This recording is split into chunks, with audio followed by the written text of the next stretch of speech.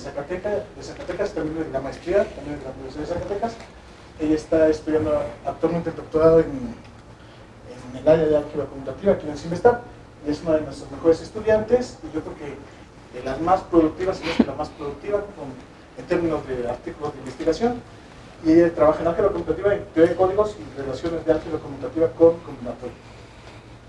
Sí, muchas gracias, profesor, y gracias a los organizadores por permitirme dar esta plática. Me hubiera gustado, como mencionó el profesor, hablarles un poquito de cada una de las áreas que trabajo, pero la verdad es que es muy complicado. Y elegí hablarles sobre la teoría algebraica de códigos. Mi objetivo es mostrarles, pues decirles qué es un código, para qué sirven y en general cuáles son los problemas que se abordan en la teoría de códigos. Y aún más, cuáles son las matemáticas, en particular cuál es el álgebra que utilizamos para abordar estos problemas en teoría de códigos. Entonces, bueno, ¿cómo me dijeron? El problema central de teoría de códigos es, como lo muestra este dibujito, transmitir un mensaje y que tu mensaje, cuando lo recibas, sea el correcto, ¿no? O lo que quieres.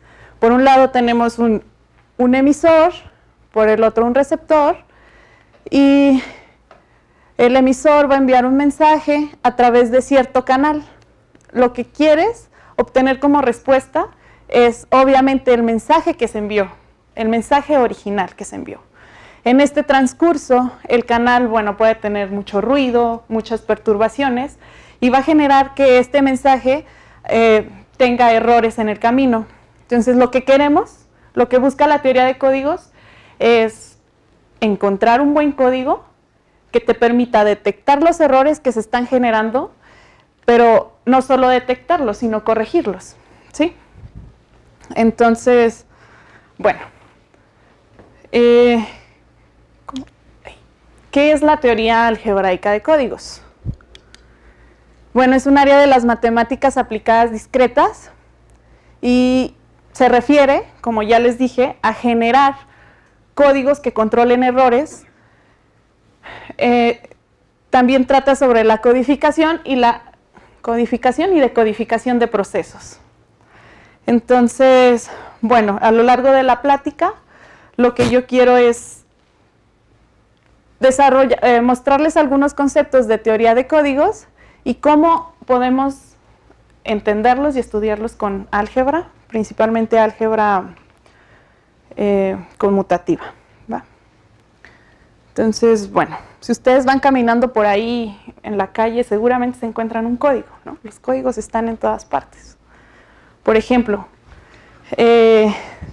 ¿conocen este numerito que viene en los libros, el ISBN? Sí. Pues es un código.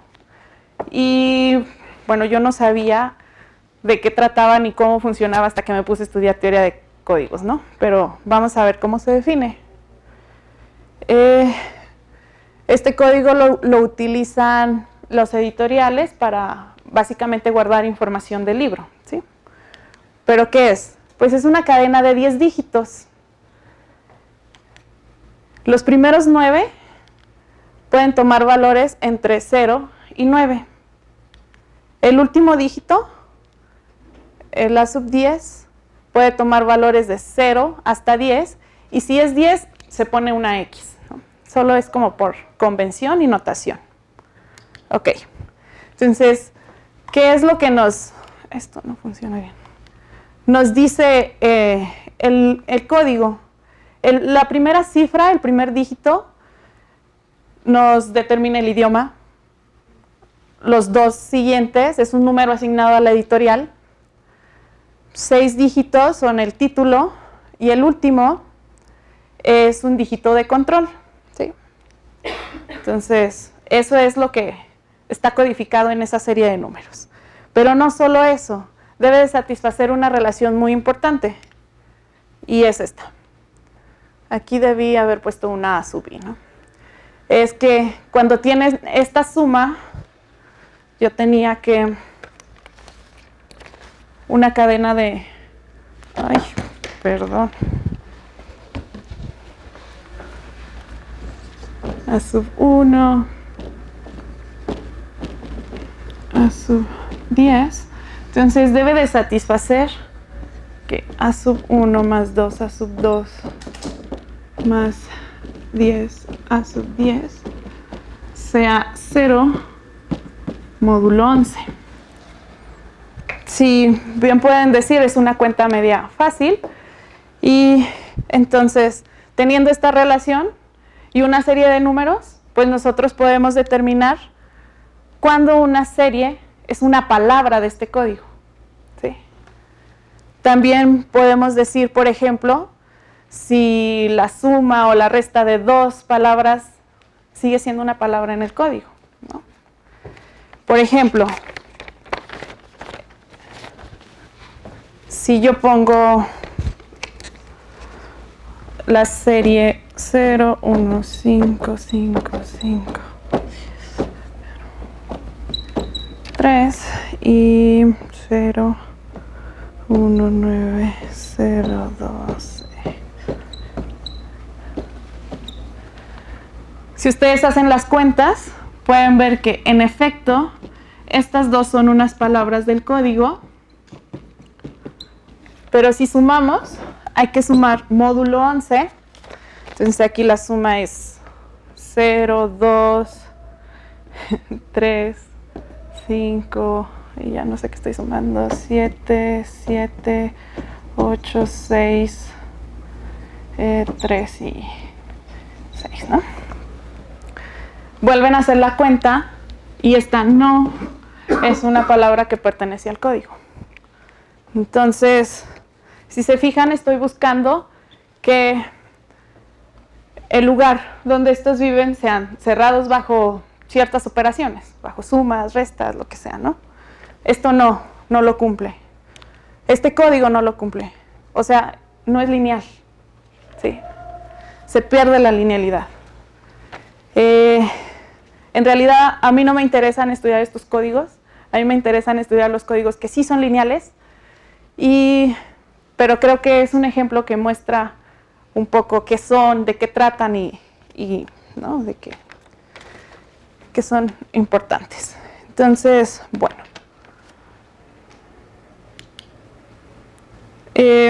Dado un código, ¿cómo podemos decir que un código es bueno?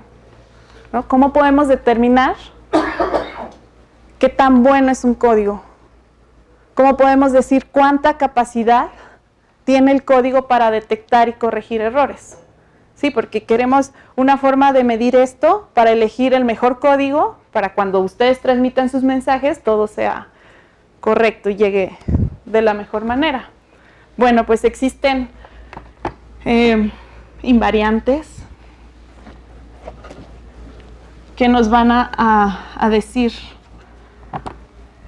nos van a determinar qué tan bueno es un código. Se llaman los parámetros básicos del código. Y bueno, son tres. El primero es la longitud del código. Simplemente es el tamaño de las palabras. La dimensión. La dimensión es el número total de palabras. Y el más importante, la distancia mínima. Es una distancia entre los pares de palabras que pertenecen al código. Por ejemplo, en el que estábamos viendo, el ISBN, yo dije que era una sucesión de 10 dígitos, ¿sí? A sub 10. Entonces, el tamaño de mis palabras es 10, ¿no? La longitud es 10.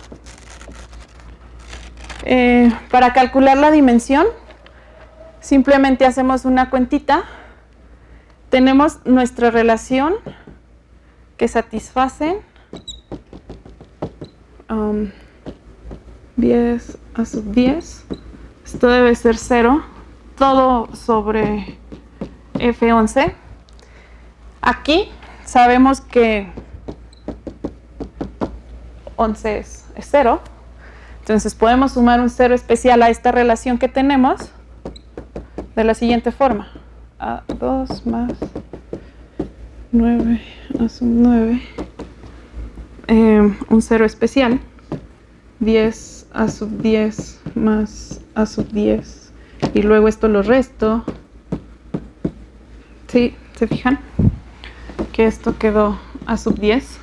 O sea, quiere decir que la sub 10 ya lo puedo escribir como una combinación lineal de los 9 anteriores. Eso quiere decir que la dimensión es 9. ¿Sí? Entonces, calcular dimensión y longitud no es complicado. Lo interesante es calcular la distancia mínima. Vamos a ver qué es la distancia mínima. A partir de ahora se va a convertir en nuestro parámetro favorito. ¿Sí? Para eso voy a definir primero algunos conceptos. El primero es el peso de Hamming y es simplemente, se denota como W de X, cuando X es una palabra del código, contar el número de componentes no cero que tiene esa palabra. ¿Sí? Pues fácil. Por ejemplo, si yo tengo esta palabra, el número de componentes no cero, pues es 0, ¿no? De esta, todas son distintas de 0, pues es 5. De esta, su peso de Hamming es las que son no 0, pues 4. Y de la última también 4, ¿sí? No está difícil hasta ahora. Bueno, usando esta definición puedo definir una distancia. Maribel ayer mencionó las propiedades que debe satisfacer, ¿no? Una distancia. Esto lo cumple. Entonces la distancia entre dos palabras va a ser el peso de Hamming de su diferencia. ¿Sí? Entonces tampoco, nada extravagante. Bueno, pero ahora, la mínima distancia del código, dado un código C, su mínima distancia va a ser el mínimo de todas las distancias de Hamming de las palabras que son distintas en el código. ¿Sí? Calcular este número es muy difícil. De hecho, computacionalmente hablando, es un problema NP duro. Entonces, pues como que no va a salir tan rápido, ¿no? Ya les dije, calcular dimensión, calcular longitud, lo podemos hacer pues relativamente fácil. El problema es este parámetro. Entonces, bueno, aquí otra vez la longitud es 10, la dimensión es 9. ¿Y cuál es la distancia mínima de este código? Con las definiciones que les di, ¿ustedes me podrían decir cuál es la distancia mínima?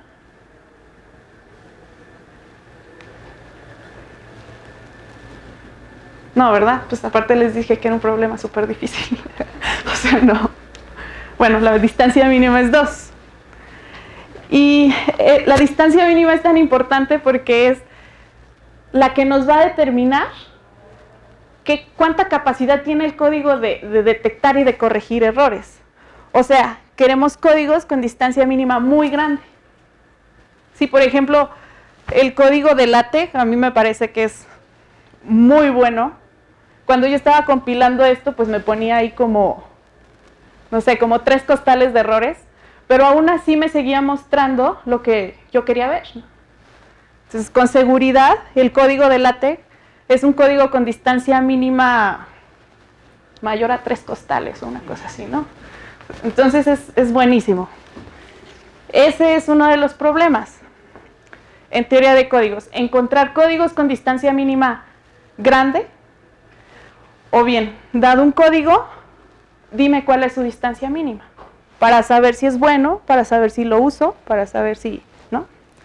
Entonces, en teoría de códigos, esos son unos de los problemas más importantes. Ok, no sé qué sigue. Bueno, lo que les comentaba. En particular, la distancia de Hamming es una métrica en el espacio de las n tuplas sobre un campo finito. Eso se puede mostrar fácil checando las propiedades que Maribel mencionaba ayer. Bueno, pero les dije que a mí me interesa estudiar los códigos que son lineales. Entonces, ¿qué es suficiente para que un código sea lineal? Lo único que me gustaría, pues, que estuviera dentro de un espacio vectorial, ¿no? Si ya lo tengo ahí, pues hereda todas las propiedades de espacio vectorial, como la cerradura, que es la que me interesa en particular. Y entonces, a partir de ahora, voy a estar pensando que mi campo es un campo finito, y un código lineal simplemente lo voy a pensar como un subespacio de mi K a algún M. ¿Sí? Entonces, otra vez tengo definidos sus parámetros básicos. Su longitud, pues va a ser el tamaño ahí donde esté metido. Su dimensión, pues va a ser su dimensión como un K espacio vectorial. O sea, que es suficiente encontrar una base y ya sabes la dimensión, ¿no?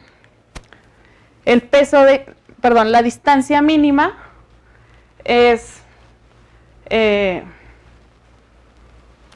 con la misma definición anterior, pero fíjense que aquí solo estoy pidiendo el peso de los vectores que son distintos de 0. ¿Sí? Antes, en la definición más general, pedía el peso de Hamming de la diferencia. ¿Sí? ¿Eso por qué? Eso es muy, muy sencillo. La cosa ya se volvió lineal, ¿no? Entonces, si tengo dos palabras distintas, pues ya sé que esta sigue estando en el código, ¿no? Entonces, es suficiente calcular el peso de Hamming, digamos que este lo llamo Z, de Z con 0, ¿no? Para toda, aquí es Z menos 0, para toda Z en el código. Por eso es que ya omití ahí la diferencia. ¿Sí? Ya estoy en un mundo, estoy en un espacio vectorial, no, todo debe de funcionar bonito. Bueno, en particular, los códigos que nosotros estudiamos son los códigos proyectivos tipo Reed-Muller. Les voy a mostrar cómo se definen. Es un ejemplo de un código lineal. Ya saben que es un espacio proyectivo y van a estar definidos ahí. Bueno, para definirlos necesito un conjunto de puntos finitos, un conjunto finito de puntos en el espacio proyectivo. También tengo que elegir un mundo en el cual trabajar, ¿no? Entonces, a partir de ahora, voy a estar pensando en el anillo de polinomios en n variables sobre un campo finito, ¿sí? Entonces, vean, a este anillo de polinomios lo puedo escribir como una suma directa de partes graduadas. ¿Qué quiere decir esto? O sea, le puedes dar una graduación tan bonita o tan fea como tú quieras, pero yo voy a elegir la estándar. Quiere decir que en la parte homogénea de grado 0, pues simplemente están las constantes.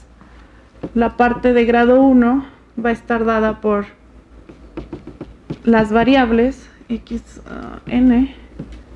La de grado 2 serán todos los que son al cuadrado, xy al cuadrado, los apares xy por xj, ¿sí? Y etcétera, ¿no? Así te vas construyendo tus partes graduadas. Entonces divides al anillo de polinomios en cachitos como bien escritos. Bueno, para definir estos códigos, necesito un conjunto de puntos en el espacio proyectivo. Los escribo así porque, como les decía Natalia, el espacio proyectivo se define a partir de una clase de equivalencia. Entonces, por eso, ¿no? Bueno, ¿cómo defino el código este raro que quiero estudiar? Bueno, se define a partir de una evaluación. Ustedes se toman un polinomio de grado D y lo evalúan en estos puntos del espacio proyectivo. No pongan mucha atención a estos, que para nuestros fines no son importantes, pero se tiene que dividir entre polinomios adecuados para normalizar, ¿no? Y para que todo esté bien definido en el mundo donde quiero. Pero bueno, eso no tiene mucha importancia para nuestro objetivo de hoy. Entonces, vean que solo es como tomar un polinomio de grado D y evaluarlo en los puntos del espacio proyectivo. Ahí, pues nada, solo tienen una evaluación. Es una aplicación-evaluación. Y entonces, ¿quién va a ser mi código? El código va a ser la imagen de la parte homogénea de grado D bajo esta evaluación.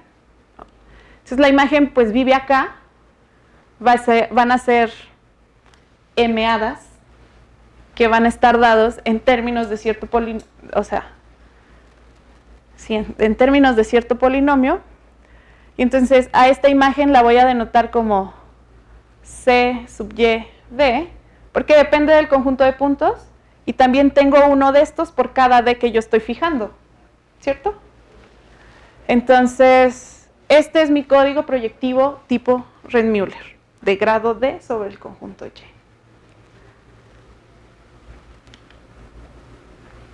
¿Quién es el kernel de este? El kernel de F sub D, pues son todos los polinomios tales que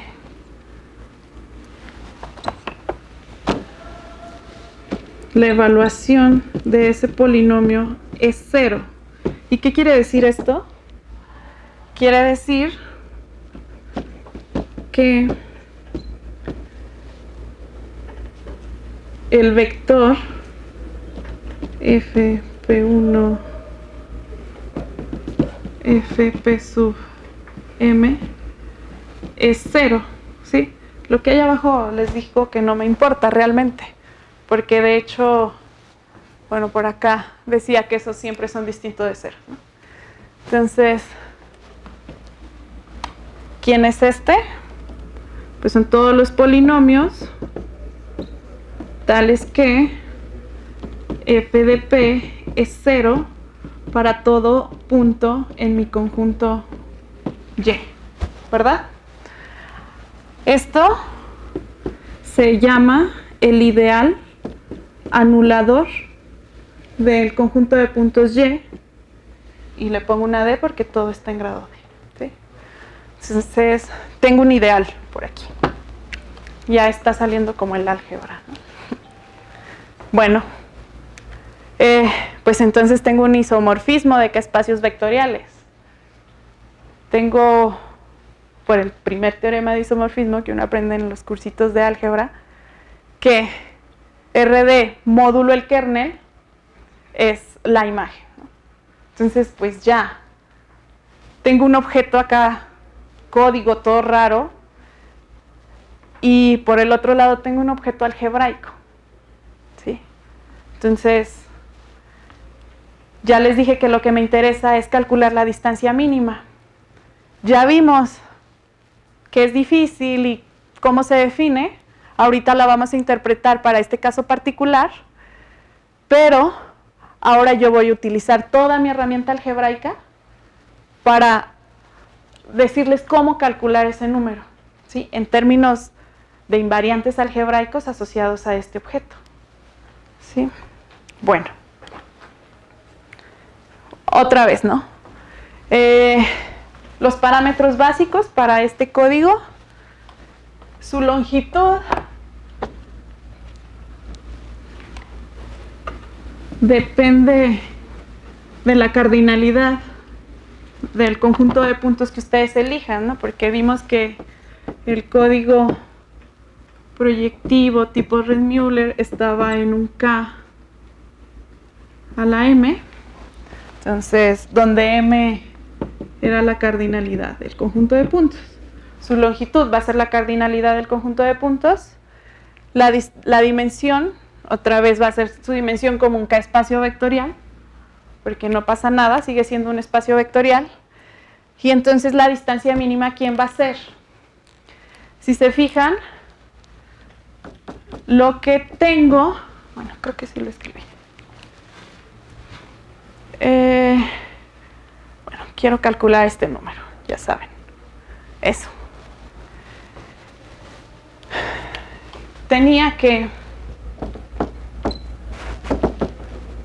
Mi aplicación era tomar un polinomio y evaluarlo en m puntos. F de P1. Ya no voy a escribir los que estaban abajo porque pues no me interesan mucho ahora. Entonces, quiero calcular el número de entradas no cero de estos vectorcitos. O sea, quiero calcular el número de puntos donde f no se anula. ¿Sí? Si ustedes denotan por doble barra de f el número de no ceros de f, entonces el número de no ceros de f es el número total de puntos menos donde sí se anula. ¿Sí? Entonces, el conjunto de puntos de y, donde f sí se anula, lo vamos a denotar como b sub y de f. Y entonces, en realidad, si se dan cuenta, calcular la distancia mínima del código proyectivo tipo Reed-Muller, ahora solo se reduce a conocer este número. ¿Sí? Es el mínimo de esto, ¿no? Que, pues este ya lo conocen. Pero, entonces, ¿cómo calculamos el número de ceros que tiene un polinomio en un conjunto finito de puntos en un espacio proyectivo? Bueno, pues tenemos esta fórmula toda rara, y es aquí donde ustedes me dicen, bueno, ¿y eso qué significa, no? Voy a tratar pues al menos de decirles qué son todos esos objetos raros que ahí aparecen.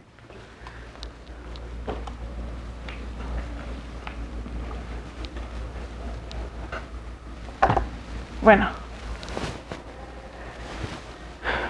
lo primero que aparece por acá es el ideal, dos puntos, un polinomio. Este se llama el ideal cociente o ideal colon,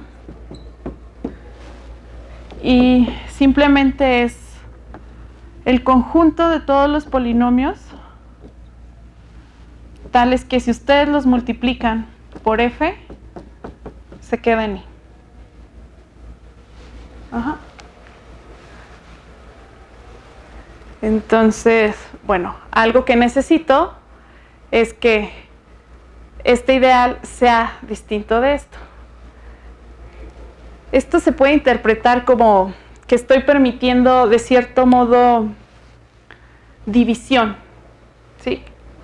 O no división. Que sean o no divisores de cero estos elementos.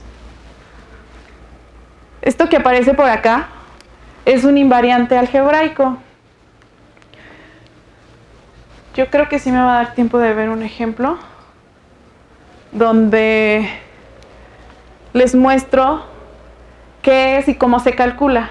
Creo que va a quedar más claro con el ejemplo. Se llama la multiplicidad o el grado. O sea, E de un R módulo I, lo que sea, es la multiplicidad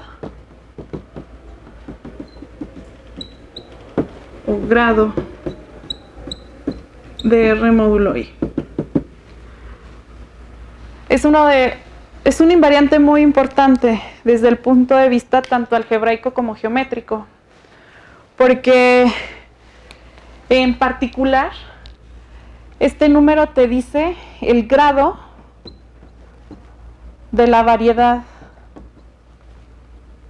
variedad asociada al ideal. ¿Sí? Entonces, para los que son geómetras algebraicos, bueno, pues les gusta llamarle grado. Para los que somos más algebristas, bueno, es la multiplicidad. Y pues, como todo invariante, no es fácil de calcular. Bueno, ahorita con calma veremos un ejemplo y la noción de multiplicidad creo que quedará un poquito más clara. Pero bueno, lo importante es que tenemos una fórmula y está dada en términos de este invariante, y no solo eso, lo podemos calcular, podemos hacer un algoritmo computacional para calcular este número. Entonces, fíjense, quiero volver a la distancia mínima, no se olviden de ella, que si ustedes consideran el conjunto de los polinomios de grado D, que no están en I, que no estén en I es porque, si notaron, yo siempre estoy trabajando en R módulo I, y pues lo que quiero es que sean distintos de 0, por eso los quito del ideal, ¿no? Y además que satisfacen esta condición, fijo ese conjunto para cada D, entonces defino una función a la que llamo función de distancia mínima, porque tiene todo que ver con la distancia mínima de los códigos, de la siguiente manera.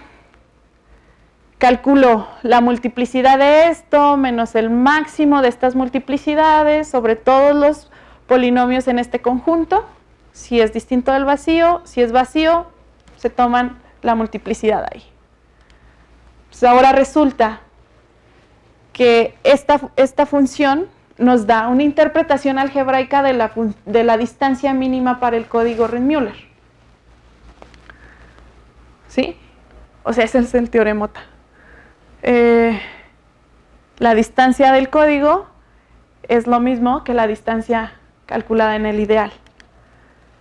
Y bueno, esta es simplemente la formulita que tenía antes, la función. Y vean que ya nada más de sustituir, ¿no? Cuando uno ya encontró cuál es el valor de este número, pues nada, ahí lo pone. Entonces, por otro lado, demuestras que esto también se satisface y tienes lo que queremos. Entonces, este teorema es mi favorito porque de verdad tenemos una interpretación algebraica, puramente algebraica, usando pues cosas medio rudas, de la distancia mínima, que si ustedes vieron en el ejemplo, en el primer ejemplo y como la fuimos definiendo, pues era como fácil, ¿no? Ahí encuentras cuántos ceros, el número de no ceros de los vectores y bla, bla, bla. Pero las cosas se ponen interesantes, no complicadas. Entonces, tenemos esta interpretación algebraica de un problema combinatorio, realmente. Entonces, bueno, déjenme ahora mostrarles qué es la multiplicidad y cómo se calcula. O sea, al final de cuentas es un numerito. Que sí, creo que tengo tiempo. Entonces, bueno. Fíjense, vamos a ver un ejemplo. Vamos a considerar el anillo de polinomios en 3 variables, módulo este ideal. Entonces, quiero calcular, eso no lo escribí, quiero calcular la distancia, perdón, la multiplicidad de S. Entonces, lo primero que tengo que encontrar son dimensiones como que espacios vectoriales. Voy a escribir esto en general, de R sub D módulo ID.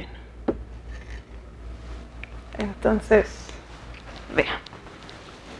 Quiero primero la dimensión para S0. Esto sería como mi S sub D, ¿va? Entonces, para ese 0, pues nada, ese 0 es solamente las constantes. Entonces, la base para esto pues es el 1. O sea, su dimensión, la dimensión sobre K de ese 0 es 1. ¿Qué sigue? De ese 1, como les dije, en la parte homogénea de grado 1 pues están las variables. Ahí, ¿quiénes van a estar? X, Y y Z. O sea que la dimensión sobre K de ese 1 es, ¿qué? 3.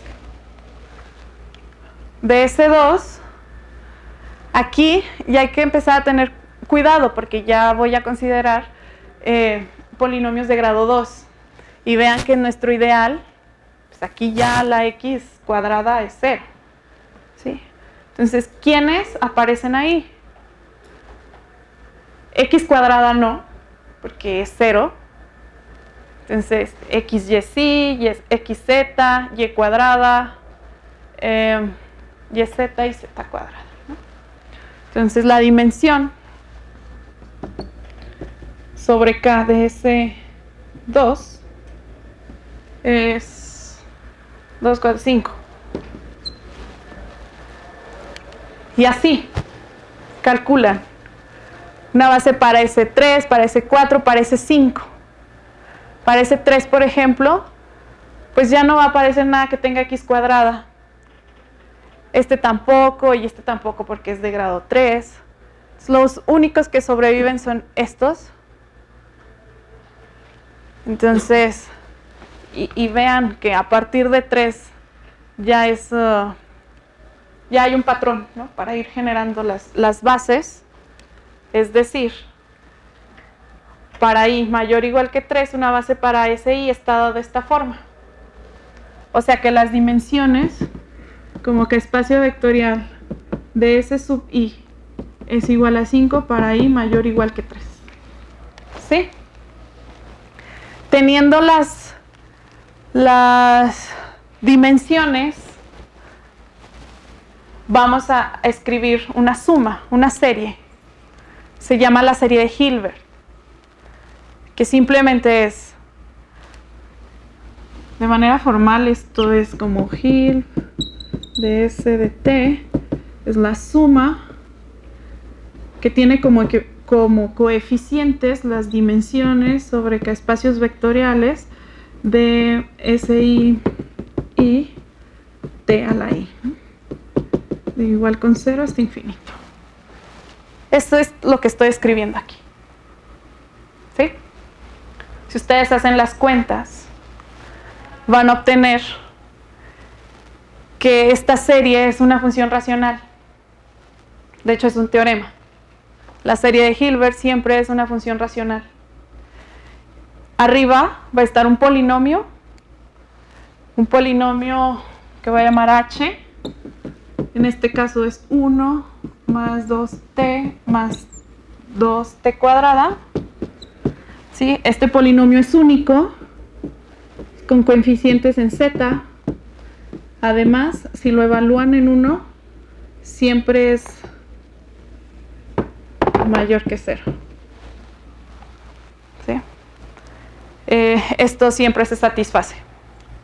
Bueno, agarran este polinomio, lo evalúan en 1,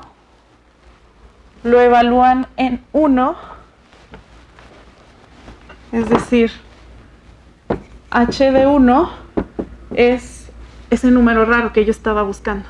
La multiplicidad, ay, ¿qué es esto? La multiplicidad de R módulo I. ¿Sí? Entonces, este es un ejemplo muy bonito y muy sencillo, donde se puede calcular este invariante algebraico como de forma muy directa.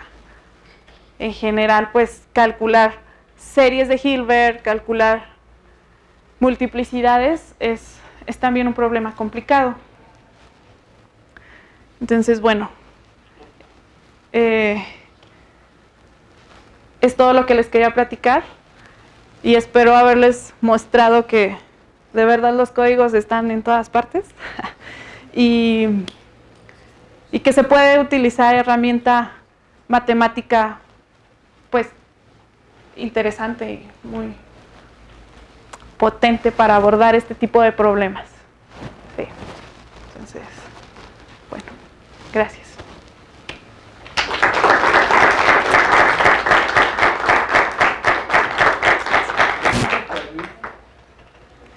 Sí. ¿Por qué bastó evaluarlo en uno? ¿Por qué bastó? Ajá, evaluarlo en uno. Realmente es la definición. O sea, la definición de multiplicidad es, te tomas este polinomio, o sea, el teorema es la serie de Hilbert es siempre una función racional donde esta K es la dimensión, pero de Krull, de ese módulo I. Entonces, este polinomio existe.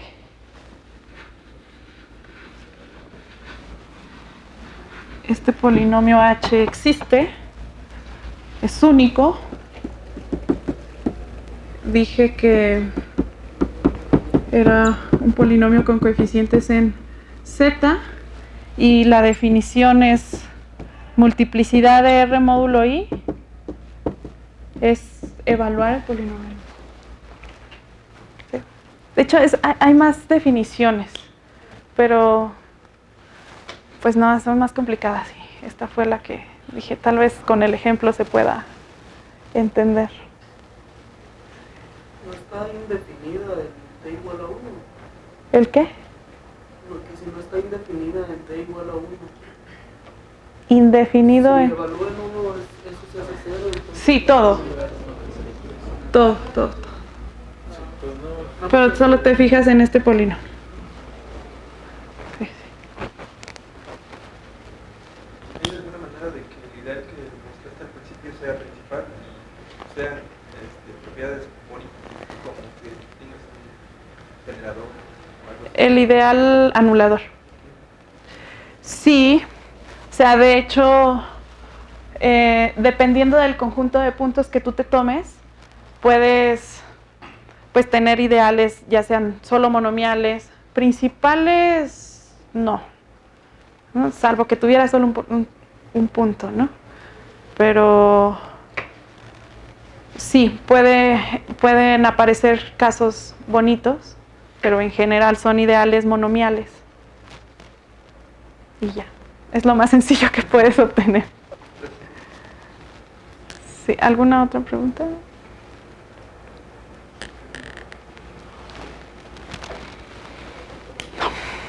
No hay más preguntas, agradecemos ¿Por qué se pide que los códigos sean espacios lineales? Espacios lineales, de cierto modo para tener control, ¿no?, sobre ellos. O sea, porque si tú te imaginas hay un código, puedes tener un montón de palabras que al final de cuentas no sabes si todo lo que está pasando sigue estando dentro del código. ¿Sí me explico? O sea, ya aseguras que si sumas se queda, si restas se queda, sí. Entonces tienes cierto control en el mundo donde estás trabajando. Existe igual, ¿no?, como mucho trabajo en códigos no lineales, por supuesto, pero pues no. A mí me da miedo. Sí. Pues los resultados que nos mostraste el día de hoy son muy algebraicos. Sí. Pero ¿hay alguna relación directa entre teoría de códigos y la criptografía? Bueno, algunos resultados que... Sí, pues básicamente en criptografía se trata un poco más de los problemas de decodificar y codificar la información, ¿no? Esto lo que te está ayudando básicamente es como a elegir como un código bueno que te funcione para ese proceso. Pero no desconozco mucho pues la relación que hay, porque puedes abordar estos problemas desde el punto de vista matemático, computacional, ¿no? Entonces, no soy computóloga.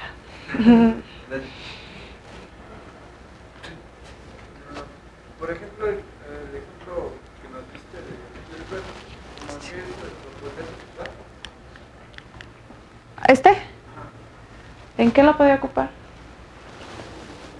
Pues, no sé, por ejemplo, si resultara que este ideal que aparece aquí fuera uno de los ideales anuladores de cierto conjunto de puntos, pues ya, ¿no? Ya tienes ahí quién es la multiplicidad. Todo esto, no sé, este es un ejemplo muy particular y como que utilizarlo en algo no sé, más que para ilustrar un poquito cómo funciona. Pues sí. Pero con respecto a lo que mencionabas, o sea, el problema es de comunicación, o sea, el teórico describe cuál es el problema que trata de resolver el teoría de código, ¿no? Que es el que el canal ruidoso, o sea, tienes una comunicación entre dos personas, entonces le envía a la otra persona y lo que pasa es que el canal es ruidoso, o sea, tu mensaje le va a llegar a la otra persona, pero con ciertos cambios, ¿no? Y el problema de criptografía es, bueno, tengo otra vez un canal de comunicación, tengo dos personas, pero el problema es que yo le quiero enviar información a la otra persona donde el canal puede ser visto por una tercera persona. Lo que quiere es que la información no le sea legible, ¿no? Entonces, exactamente lo que ella dice es, bueno, yo voy a encriptar en la información y después se la envío para que de todas maneras para la tercera persona le sea legible poderlo leer, ¿no? Pero bueno, en términos matemáticos, pues sí, hay varios tipos de relaciones en términos como de quieres hacer criptografía haciendo como códigos también, ¿no? Como validez, bueno, ideales históricos, que es lo que estudio justamente, o sea, tratando de utilizar como ideales históricos. Pero también hay criptografía basada en ideales históricos. Pero digamos, el problema a resolver es diferente. Es un problema a través de comunicación, pero el problema es diferente.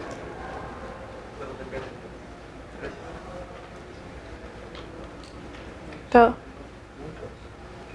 Bueno. Gracias por su atención.